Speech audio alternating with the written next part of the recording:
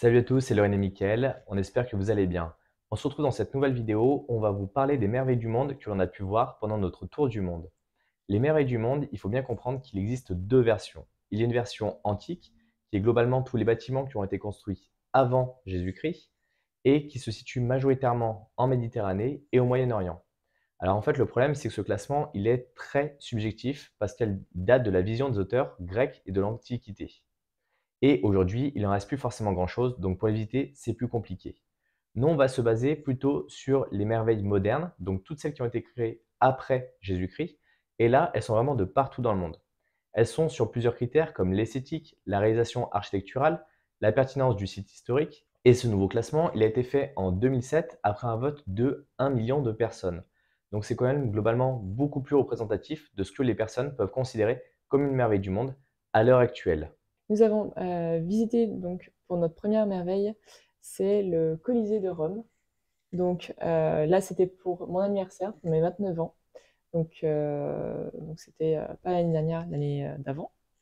Et donc pour mes 29 ans, et donc ils m'ont offert un voyage à Rome de quelques jours. Et donc durant ces quelques jours, ben, nous avons visité le Colisée, que ce soit à l'intérieur ou à l'extérieur.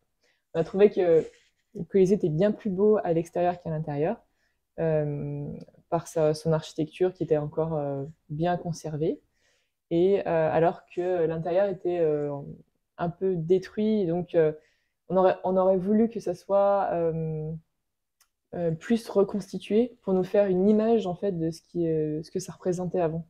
Là, c'était vraiment détruit et on avait du mal, même avec les informations qui étaient dans le musée, parce qu'il y a quand même une grosse partie musée en fait tout autour du Colisée, euh, qu'on a, qu'on a lu et qu'on a regardé.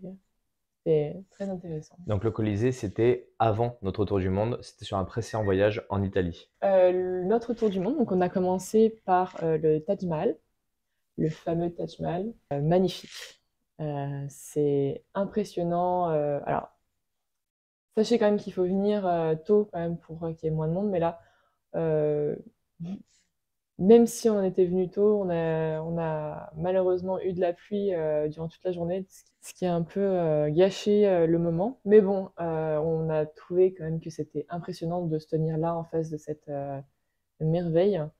Euh, le Taj Mahal est vraiment très grand, impressionnant. Euh, et le marbre blanc qui est de partout est juste magnifique. On a pu rentrer à l'intérieur du Taj Mahal avec. Et puis, il y a un guide qui nous a montré qu'avec la lumière, on pouvait faire réfléchir euh, des cristaux, donc des pierres précieuses, excusez-moi, des pierres précieuses à l'intérieur. Donc, il faut savoir que Taj Mahal, vous avez des pierres précieuses, des pierres semi-précieuses en fait, qui sont incrustées dans le Taj Mahal. Donc, nous, on recommande vraiment sans De le faire. problème de le faire. C'était à Agra, en Inde. Et la deuxième merveille du monde que nous avons Mm. visitée, c'était en juin, donc quasiment 6 mois après. C'est la muraille de Chine, la grande muraille de Chine, si on peut appeler comme ça, qui se situe vers Beijing ou Mm. Pékin pour les Occidentaux, en Chine. Et il y a plusieurs tronçons que vous pouvez aller visiter. Bien sûr, le plus visité étant Badaling. Nous, on a préféré aller sur celui de Jinshanling, qui est à 120 km au nord-est de Pékin. Pour ça, la seule solution, c'est de prendre un chauffeur privé à la journée. De mémoire, ça nous a coûté environ 800 yuan, donc 80 euros pour deux aller-retour, avec le fait que la personne nous attende bien sûr sur place. Cette grande muraille de Chine, elle fait plus de 20 000 km, donc c'est juste énorme. Et elle va jusqu'au désert de Gobi, avec une proximité de la Mongolie. C'est également pour ça que lorsqu'on s'est fait contrôler sur le retour, c'était justement pour enquêter et savoir si on était passé côté Mongolie ou non. Alors bien sûr, cette grande muraille de Chine, elle n'est pas restaurée sur l'ensemble des endroits. Vous avez certaines portions qui ont été remises au goût du jour, qui sont vraiment très belles, et d'autres endroits qui sont beaucoup plus en friche, ce qui fait qu'aujourd'hui, elle est même menacée de disparaître dans certaines parties de la muraille de Chine, parce qu'elle commence à s'effriter au fur et à mesure du temps. Celle de Jinshanling a l'avantage d'être très peu touristique, restaurée sur la première partie, et dans l'état naturel sur la seconde. Donc la première partie, bien sûr, vous avez beaucoup de dénivelé, vous avez à marcher, ça va un peu mieux. Par contre, sur la deuxième partie, c'est quasiment de l'escalade parce qu'il y a vraiment une pente qui est très pointue. Nous, quand on est allé, il faisait assez chaud, on était en juin, il faisait une quarantaine de degrés. Bien sûr, il n'y a pas forcément de quoi s'abriter sur la Grande Muraille de Chine, hormis dans les tours. Et dans les tourelles de garde, l'avantage, c'est que vous trouvez souvent des personnes qui vont vous vendre de l'eau ou de la glace. Donc c'est très rafraîchissant, c'est vraiment très agréable. La troisième merveille du monde que nous avons visitée, c'est le Machu Picchu. Il faut bien le prononcer de cette manière-là parce que c'est vraiment le terme quechua. Alors le Machu Picchu, il se situe près de la ville de Cusco. Mais globalement, c'est un euphémisme de dire ça parce que c'est tout simplement la plus grosse ville qui est à côté du Machu Picchu. La ville la plus proche, c'est Aguascalientes. Entre les deux, il y a à peu près 5 heures de trajet pour pouvoir y aller. Vous devez prendre d'abord un bus pour aller à Ollantaytambo et ensuite vous devez prendre un train qui appartient au Chili pour aller directement sur le site d'Aguascalientes. Le problème, c'est que si vous souhaitez le faire autrement, vous devez avoir au moins une à plusieurs journées de trek. Vous avez la possibilité de passer par le trek des Incas qui dure en général entre 4 et 5 jours. Alors idéalement, il faut y aller vraiment très tôt le matin, vers 6 heures. Tout simplement parce que la sécurité n'est pas encore en place et donc vous pouvez visiter l'ensemble des zones du site sans pour autant qu'on vienne vous embêter. Après, vous avez deux montagnes. Une qui est en dessous qui s'appelle Luena Picchu, qui est beaucoup plus physique, beaucoup plus populaire et vous avez une vue qui est beaucoup plus plongeante à l'intérieur du site. Et vous avez celle que nous avons fait, qui est ce qu'on appelle la Montaña Machu Picchu, qui est plus facile, qui est beaucoup plus haut et qui permet d'avoir la vue qui est la plus traditionnelle possible. En général, ce qui va se passer, c'est qu'on va plutôt préférer faire la Montaña pour avoir une vue la plus panoramique. Le problème, c'est que ce jour-là, il y avait beaucoup de brouillard, de la pluie et un mauvais temps. Mais bon, ça arrive, c'est comme ça. Dans les sites Inca, il y en a plein d'autres qui sont plus jolis, plus spacieux, plus grands, mais qui sont accessibles uniquement à pied. Et aujourd'hui, c'est pour ça que le Machu Picchu est beaucoup plus connu que les autres parce qu'il est plus accessible, beaucoup plus touristique. Ensuite, cette fois-ci au Brésil, nous sommes allés voir le Christ Rédempteur. Alors, le fameux Christ Rédempteur. Donc, c'était à Rio de Janeiro, bien sûr. Et nous avons pris un transport privé, donc un taxi, pour monter jusqu'en haut. Il nous a fait faire tout le tour. On a eu accès à des points de vue magnifiques sur Rio. Tout était vraiment magnifique. On a pu prendre des photos avec du sympa. Il faut savoir que comme quand on est arrivé devant le Christ Rédempteur, on l'imaginait beaucoup plus grand. Finalement, il était plus petit que ce qu'on imaginait. Et malheureusement, avec la chance qu'on a, on a eu de la pluie, de la brume. Bon, c'était quand même impressionnant, c'est une belle expérience, on ne le regrette pas. Euh, mais du coup, oui, c'est vrai que ça aurait été beaucoup plus sympa de le voir durant une journée ensoleillée plutôt que sous la pluie. Ensuite, cette fois-ci, au Mexique, Chichen Itza.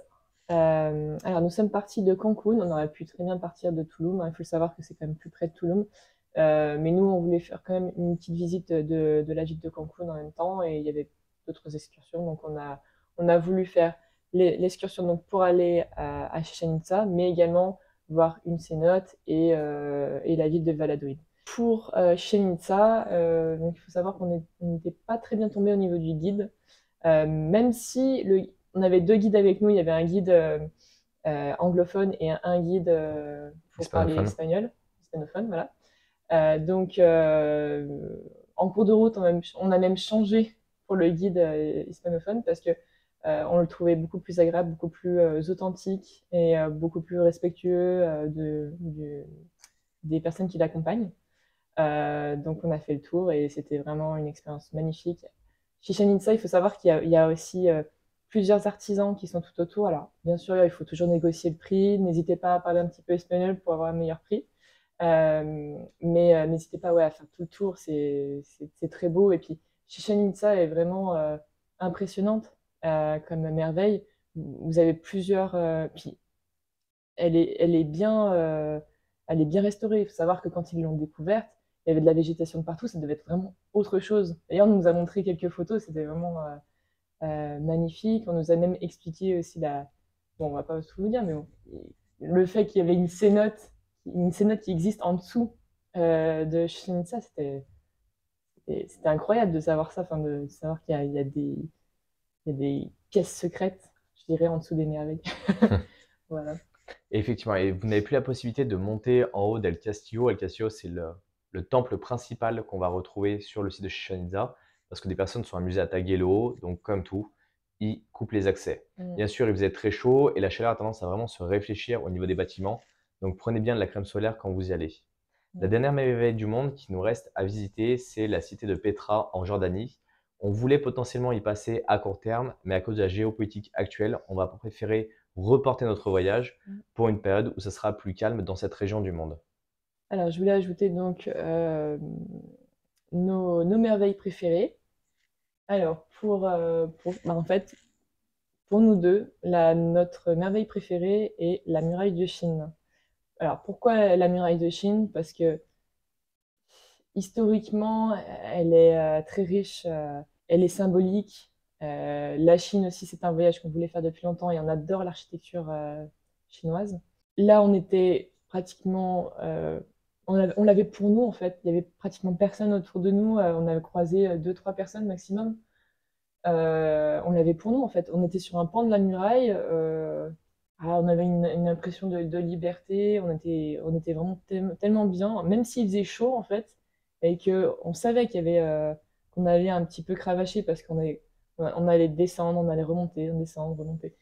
Bon, c'est pas des remparts, hein, c'est vraiment c'est vraiment particulier comme muraille, C'était vraiment un moment qui était très agréable, très très authentique. unique. Mm. Et pour conclure l'ensemble de ces merveilles, parce qu'on en a vu quand même 6 sur 7, ce qui est quand même plutôt pas mal, si vous en avez vu quelques-unes qu'on a déjà citées, n'hésitez pas à le mettre en commentaire. Mm. Donnez-nous votre retour d'expérience également. Ça sera très intéressant de pouvoir croiser tout ça. Mais au global, on trouve que les entrées sont majoritairement beaucoup plus chères pour les merveilles du monde que pour les autres attractions dans les pays. En général, il y a une espèce de premium qui est mis à chaque fois que vous voulez acheter un ticket pour aller dans ces endroits-là. Ces lieux qui sont beaucoup plus touristiques, beaucoup plus visités, alors que des fois, il y a des choses qui sont très très jolies juste à côté. Mais bon, globalement, on pense que les sites méritent d'être restaurés au moins en partie pour pouvoir se rendre compte de la merveille que c'était à cette époque-là. Et c'est vraiment ce qui fait la différence entre les merveilles antiques et les merveilles modernes, c'est qu'en général, les merveilles modernes sont quand même dans un meilleur état. Mm. Aujourd'hui, on parle de merveilles modernes qui sont uniquement des merveilles architecturales et non pas des merveilles naturelles. Et je pense qu'on fera un jour un classement des merveilles naturelles de notre point de vue. Il n'y en a pas d'officiel, mais je pense que ça peut être assez intéressant. Mm. Pensez à mettre un like, pensez à vous abonner et on se retrouve dans une prochaine vidéo. Salut à tous! Salut à tous.